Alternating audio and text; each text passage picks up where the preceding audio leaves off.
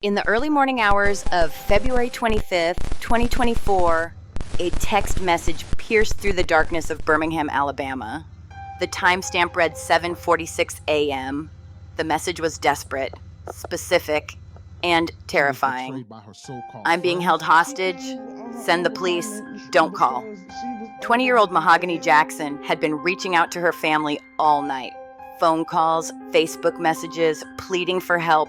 She sent her exact location. She told them where to find her. She begged them to act immediately. Her mother, Gail Maddox, didn't hesitate. She contacted the Birmingham Police Department right away and went with officers to the address her daughter had sent. They arrived at Serenity Apartments. They knocked on doors. They questioned people inside. They searched for any sign of Mahogany, but they couldn't find her. The people at the apartment already had an explanation. They claimed Mahogany had left hours earlier, around 2 o'clock in the morning. Gail didn't believe them. She had proof in her phone.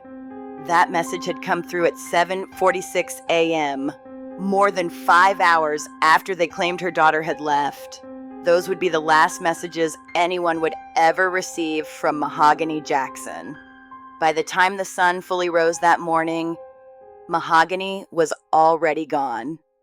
A single gunshot had ended her life. Her body was left in the 1700 block of Laurel Avenue, hidden beneath a mattress, waiting to be discovered by someone who had no idea what they were about to find. Within 48 hours, 8 people were arrested. Every single one of them knew Mahogany.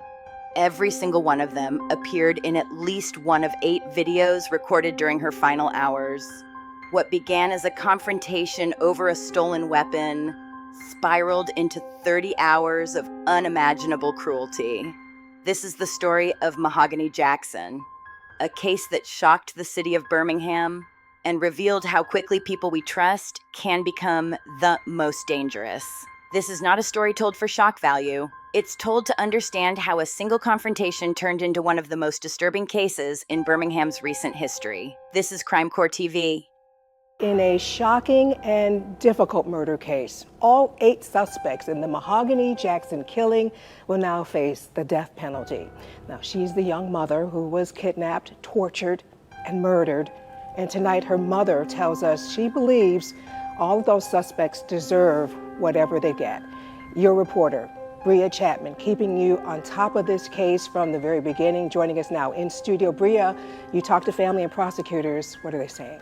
Yeah, that's right, Sarah. So I spoke to Mahogany's mother this afternoon, asking her what her reaction is to all 8 suspects facing the death penalty. And she tells me she agrees with it because they showed her child no mercy. Gail Shearer says these suspects laughed as they tortured her daughter, and she didn't have a judge nor a jury. All she wants now is justice for Mahogany. Prosecutors say the suspects recorded a lot of what happened to Mahogany, including her being beaten and sexually assaulted. Most of those suspects just stood and listened today as their indictments were read in court. Now, all pleaded not guilty, and we asked District Attorney Danny Carr why the state is seeking the death penalty against them. If there's an aggravating factor that's involved, then those cases are eligible for the death penalty. We typically don't do what they call seek the death penalty. If a case is eligible based on the facts in the law, then we charge them as such, as we did in this case. All these separate cases will have dispositions, so we'll see what happens, whether it's a long stint in jail, being in prison the rest of your life, and or ultimately the death penalty. Before we talk about what happened to Mahogany Jackson, we need to understand who she was, not just as a victim, but as a person. Mahogany Jackson, known as Hatch to the people close to her, was 20 years old. She was born and raised in Alabama, and by 2024, she was already navigating one of life's hardest roles, motherhood. Her daughter Nadia was just 3 years old, and Mahogany was genuinely trying, to build something stable for them both.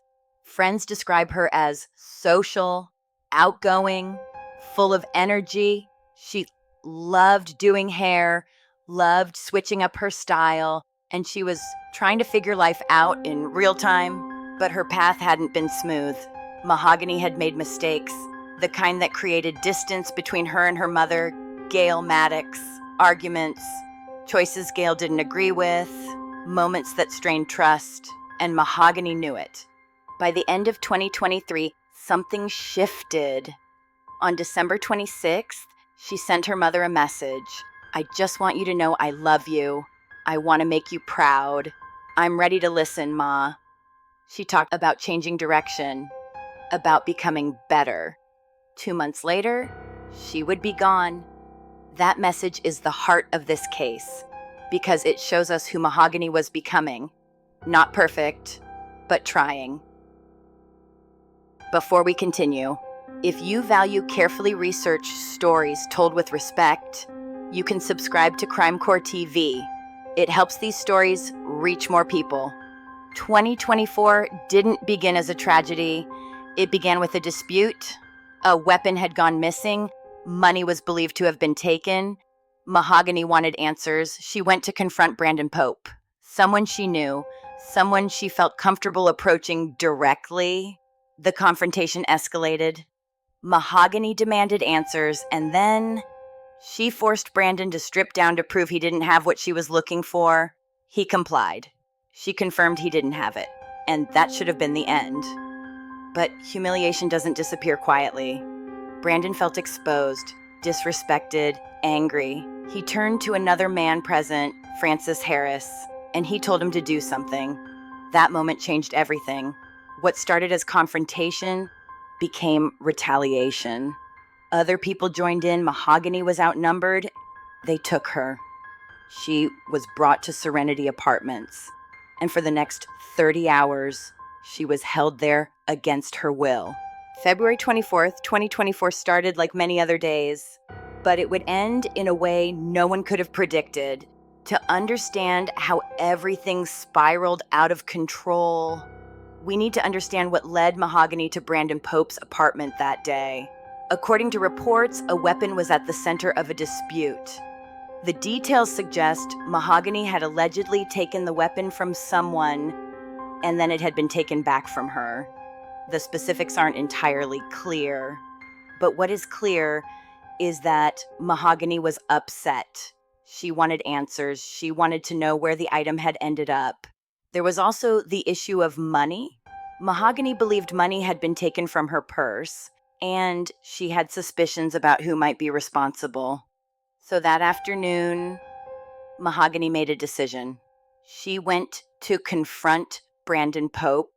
Brandon was 24 years old, from Birmingham, someone in Mahogany's social circle, someone she knew.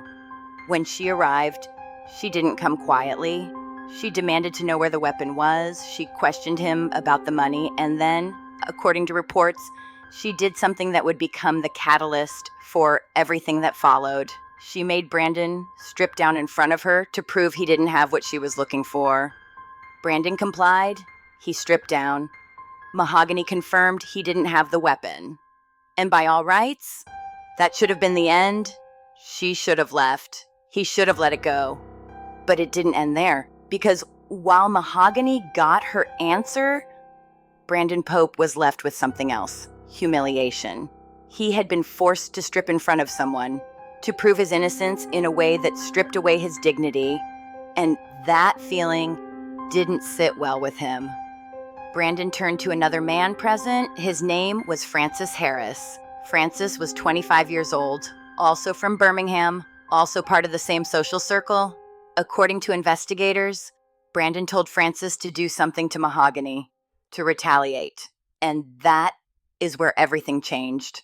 Throughout that entire night, she was doing everything in her power to let someone know where she was and that she needed help. Immediately, every message was an attempt to survive.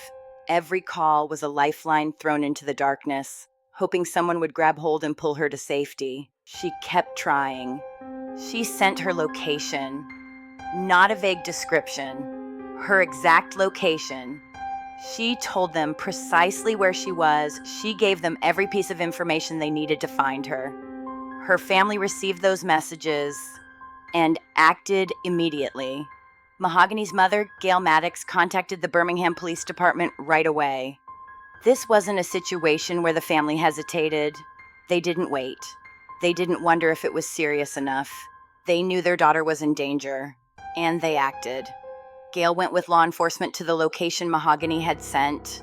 Officers from the Birmingham Police Department arrived at Serenity Apartments.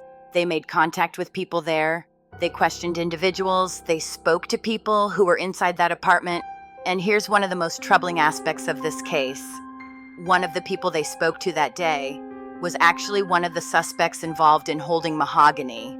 Police were right there, asking questions, looking for a young woman who had sent her mother a message saying she was being held hostage at that very location, and they were speaking directly to someone who knew exactly where she was. But despite their efforts, despite Gail's insistence that something was wrong, despite officers being on scene, they didn't find Mahogany. The people at the apartment had their story ready. They told police that Mahogany had already left. They said she had left by 2 o'clock in the morning. The story was simple. And without additional evidence to contradict it in that moment, there wasn't much more officers could do. Gail Maddox didn't believe them. A mother knows. She had that message on her phone, a message that came through at 7:46 in the morning, hours after they claimed her daughter had already left. She knew they were lying. She knew something terrible was happening, but knowing and being able to prove it in that moment were two very different things. Those messages that came through at 7:46 a.m. would be the last communications anyone would ever receive from Mahogany Jackson. Let me read you what she sent. Send the police, don't call. That instruction, don't call, tells us so much. The people holding Mahogany had gone through her phone. They had seen she was communicating with her family. They knew she was trying to get help. And Mahogany, understanding the danger she was in, knew that a phone call would alert her captors immediately. She was trying to get help while also trying to survive. She was walking a razor's edge, doing everything she could to bring rescue without triggering something worse. After everything Mahogany had already endured, after the sustained violence and the trauma, her body began to shut down. She lost control of her bodily functions. This is a physiological response to extreme stress and trauma, and it was another indication of how serious her situation had become. The people holding her ordered her to shower. They weren't showing mercy. They were maintaining control. And in those final hours, despite sending her location, despite begging for help, Mahogany realized something that must have been terrifying. She wasn't going to make it out of that apartment alive.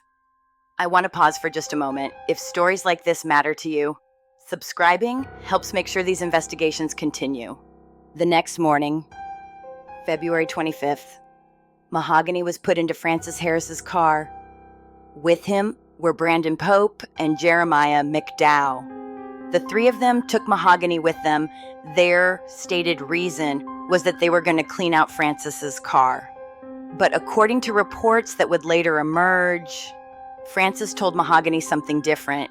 He told her they were taking her back to her house. They never did. During that drive, Francis Harris fired a single shot. And with that shot, Mahogany Jackson's life ended. She was 20 years old, a mother to a 3-year-old daughter. All of that potential, all of those plans, all of that hope, gone in an instant.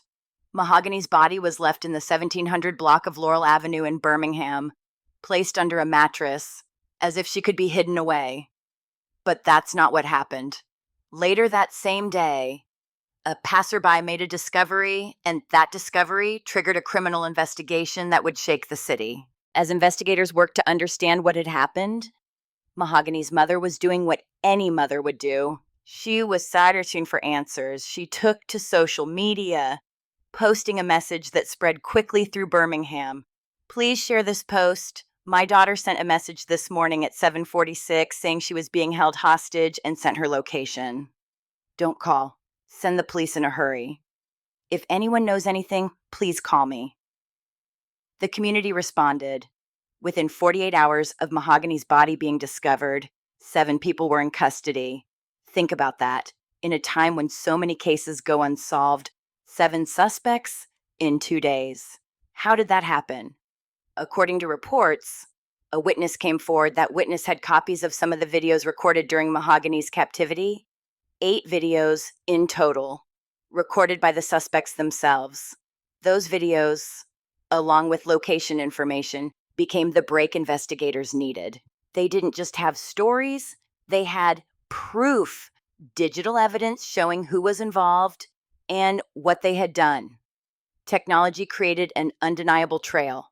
On February 28th, 2024, just 3 days after Mahogany's body was found, arrest warrants were obtained. By that point, all 7 suspects were already in custody. Police Chief Scott Thurman held a press conference. He confirmed the arrests, and he made one thing very clear. These were not strangers. Every single person charged knew Mahogany. They were acquaintances, people she trusted, people from her social circle. Chief Thurman described the acts as deplorable, sickening.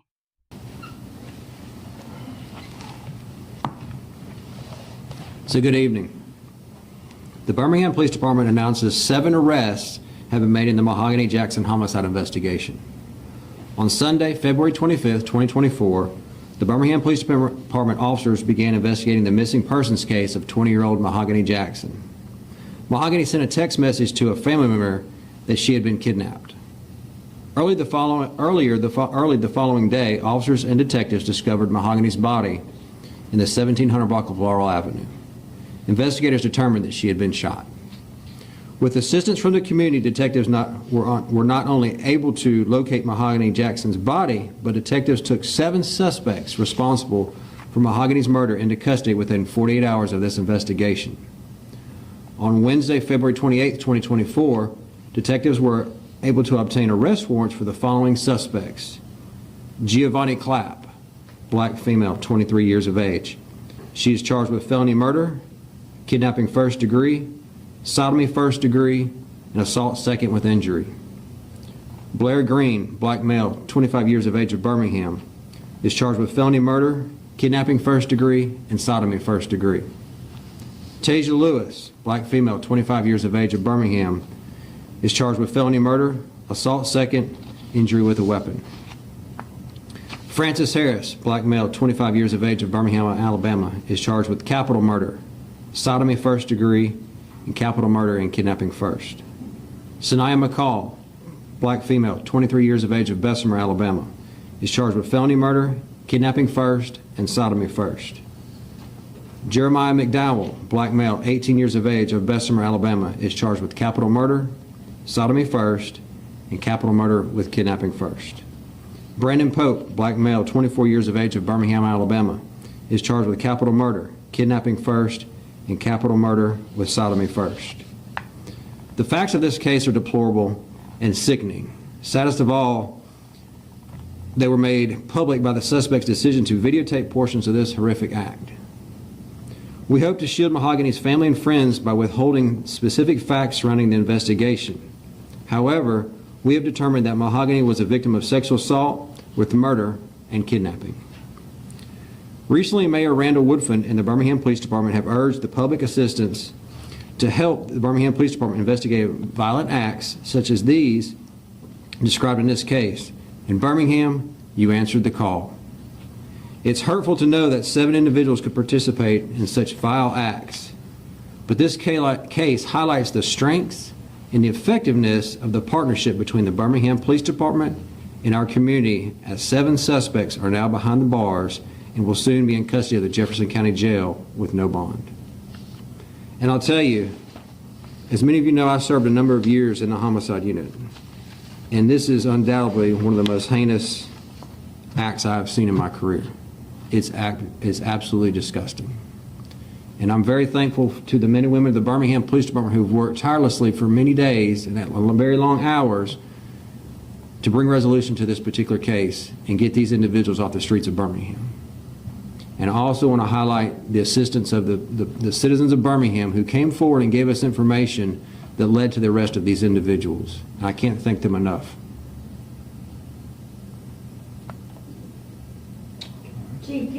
how long Mahogany was held hostage and tortured, and do you have a possible motive? I will say that all of these individuals were acquaintances, that they were not strangers to one another. As far as an exact time of how long she was held, I don't have that information.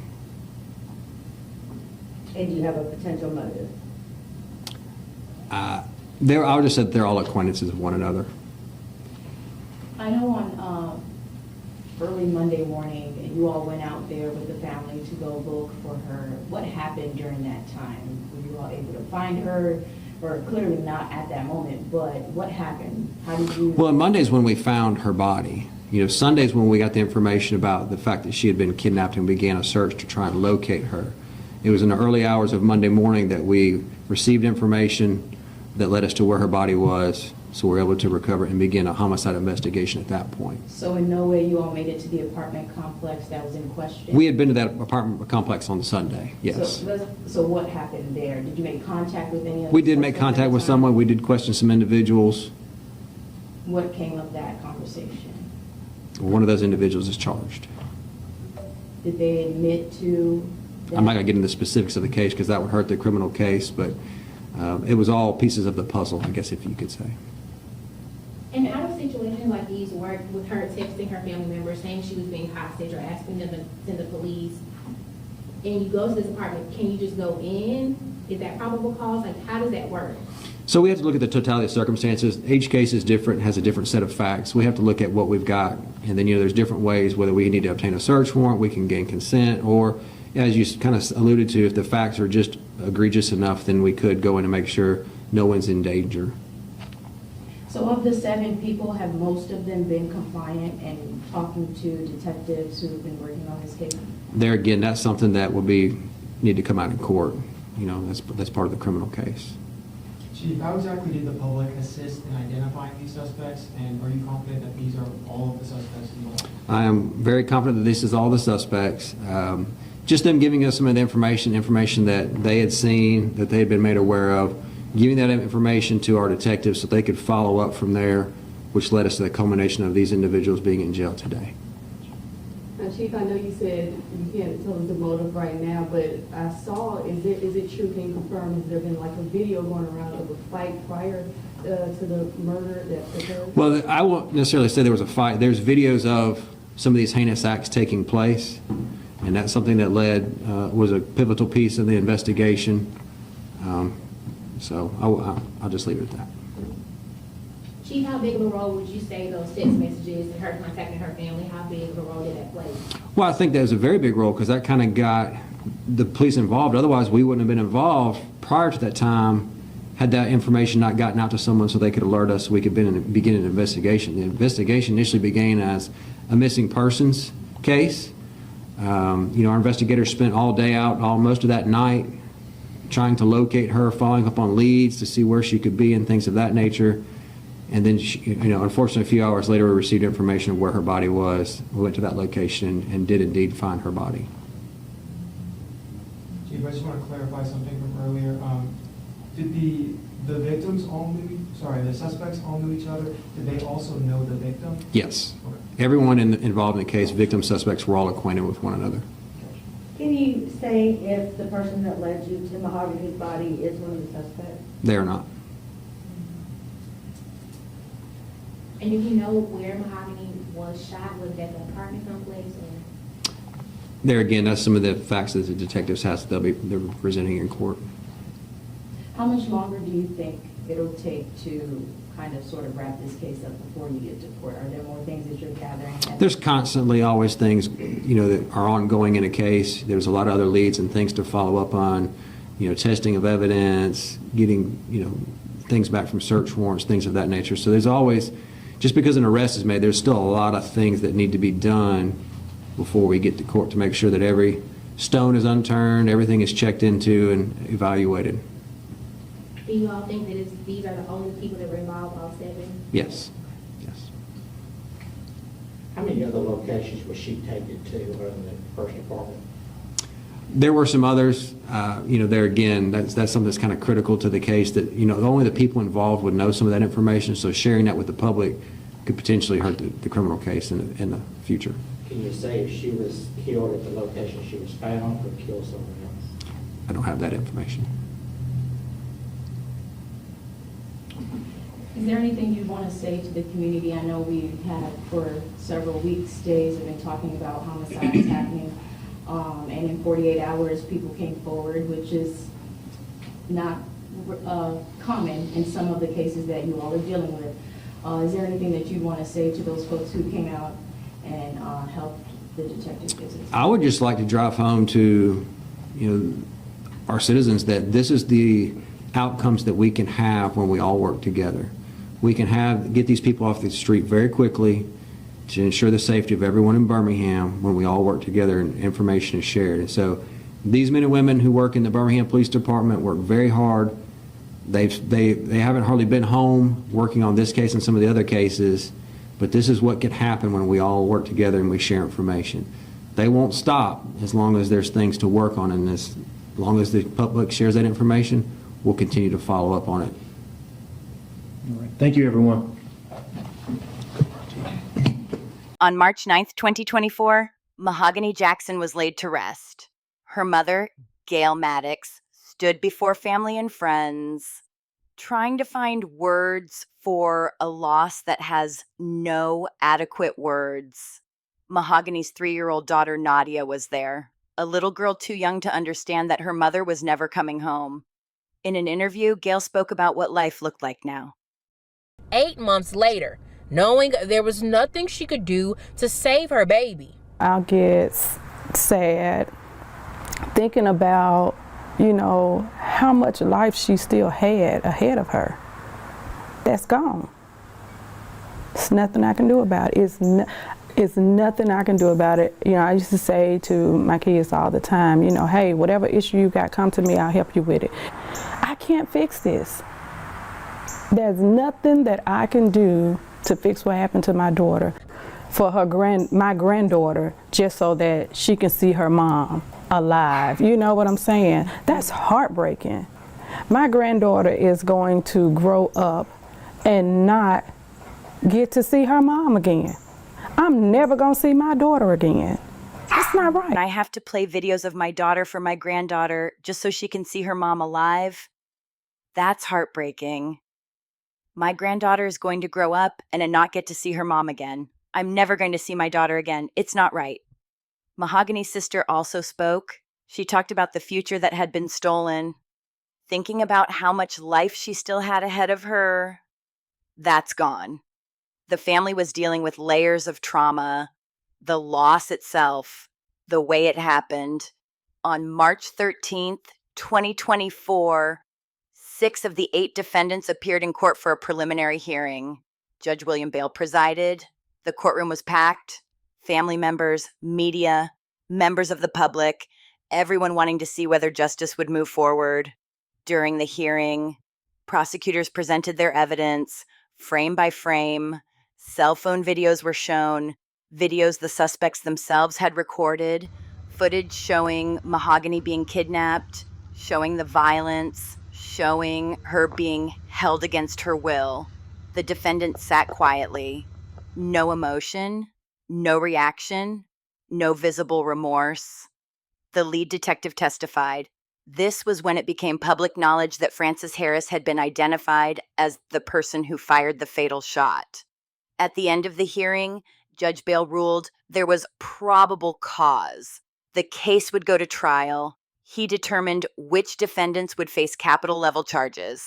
Frances Harris, Brandon Pope, Jeremiah McDowell, all facing charges that could carry the death penalty. Some charges were reduced or temporarily dropped. But Judge Bale made something clear. Those charges could be brought back if the evidence supported it. Requests for bond were made, they were denied. All defendants remained in the Jefferson County Jail with no bond. The legal process was moving forward, but it was far from over. To understand how this happened, we have to look at several elements coming together in the worst possible way. It began with a confrontation. Mahogany went to confront Brandon Pope about property she believed had been taken from her. She was angry. She wanted answers. And when conversation didn't give her what she wanted, she escalated. She forced him to strip down. Was that justified? No. Was it extreme? Yes, but here's what matters. Nothing about that confrontation justified what followed. Nothing justified 30 hours of captivity. Nothing justified torture. Nothing justified taking her life. When Brandon felt humiliated, he had choices. He could have walked away. He could have cut her off. He could have called police. Instead, he chose retaliation. He asked someone else to do something, and then others joined in. One by one, people chose to participate. Each person had a moment to stop it. Not one did. This is the disturbing power of group dynamics. Responsibility becomes diluted. Silence becomes permission. But responsibility still exists. Every single participant made a choice. And then there were the videos. 8 of them. Why record it? Sometimes it's about power. Sometimes it's about bragging. Sometimes people simply believe they won't get caught. In this case, those videos became evidence. The very thing meant to document control became the reason justice moved quickly. Throughout all of this, Mahogany never stopped trying. She messaged, she called, she sent her exact location. She did everything possible to survive. People asked one question again and again. Why didn't she call 911? The answer is complicated. Her captors had gone through her phone. A call would have alerted them. She was choosing survival moment by moment. Her family acted immediately. Police responded. They were close. But deception and legal limitations stood in the way. This was not a failure of care. It was a tragic intersection of timing, lies, and circumstance. Mahogany Jackson was trying to change, trying to do better, trying to build a future. She never got that chance. And no amount of justice can bring her back. Rest in peace, Mahogany. Your story matters. Your life mattered. If you believe stories like Mahogany's deserve to be told with care and honesty, you can like this video and subscribe to CrimeCore TV. And if this story affected you, consider sharing it, because the next story doesn't have to end like this one.